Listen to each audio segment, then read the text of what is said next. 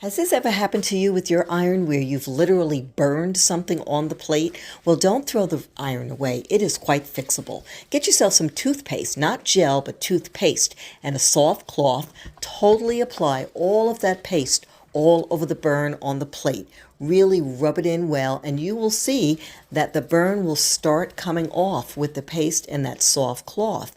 Do as much as you can with that, and then get a soft sponge that's damp with a little bit of scrubby on the other side, and really scrub the rest of it off. It will come off so easy, and your iron will look so great. You're not going to believe how it looked and what you've done with it.